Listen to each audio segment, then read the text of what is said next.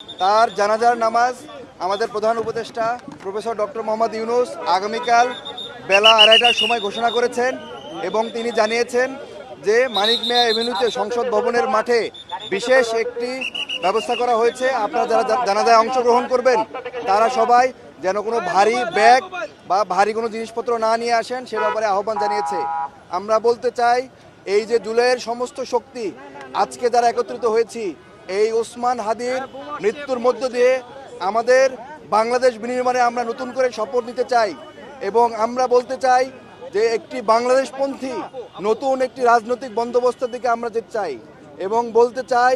যারা বিভিন্ন পক্ষ স্যাবোটাইজ করে বাংলাদেশকে অস্থিতিশীল করার চেষ্টা করছে তাদের উদ্দেশ্যে বলতে চাই যে আপনারা ষড়যন্ত্রকে রুখিয়ে দিয়ে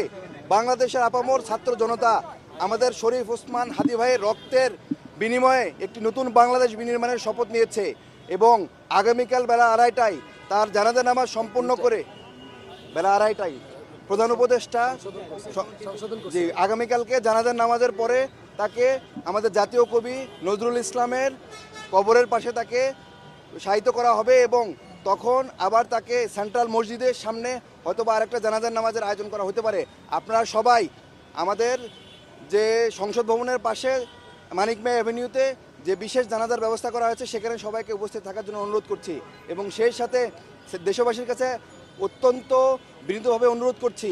আপনারা শান্তভাবে শহীদ ওসমান হাদি ভাইয়ের রক্তের যে শপথ নিয়েছেন আপনারা সুশৃঙ্খলভাবে আমাদের দাবি আদায়ের জন্য মাঠে থাকবেন। কেউ যাতে কোনো ধরনের কোনো স্যাবোটাইজ করে আমাদের ঐক্য বিনষ্ট না করতে পারে এবং কোনো ধরনের রাষ্ট্রীয় প্রতিষ্ঠান কোনো ধরনের কোনো সংবাদ মাধ্যম কোনো ধরনের টিভি চ্যানেল বা কোনো ধরনের কোনো প্রতিষ্ঠানে যাতে আক্রমণ না করে সে ব্যাপারে আমরা সবাই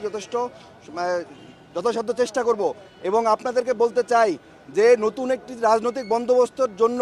যে রক্ত দিয়েছে এবং জুলাইয়ের যে 1400 শহীদ হয়েছে এবং আমরা ছাত্র জনতা যে মাঠে নেমে এসেছি আমাদের জুলাই এখনও শেষ হয় নাই এবং আমরা একটি নতুন গণতান্ত্রিক পন্থায় নতুন একটি সরকার গঠনের মাধ্যমে আমরা এই বাংলাদেশপন্থী একটি রাজনৈতিক বন্দোবস্ত দেখতে চাই যারা শুধুমাত্র বাংলাদেশের অধিকার নিয়ে কাজ করবে বাংলাদেশের জনমানুষের অধিকার নিয়ে কাজ করবে বলে আমরা মনে করি। আপনাদের সবাইকে ধন্যবাদ। আমরা পরবর্তীতে আবার যদি কোনো আপডেট থাকে আপনাদেরকে জানাবো।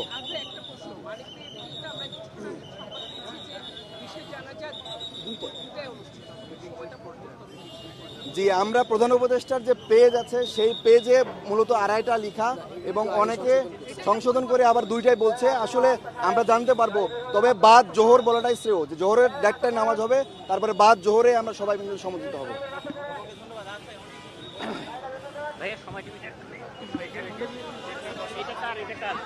আস্তে আস্তে আস্তে দেখি ভাই তার আছে এই মুহূর্তে এটা ধরো কেবল ধরো ছেড়ে দাও সময়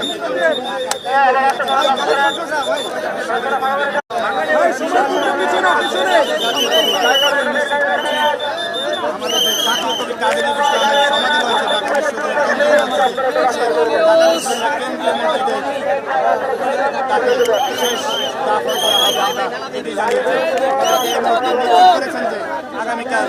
দুপুর জোহর জোহর বেলা বিকাল 2:30 2:30 বাজে তার বিশেষ জানাজা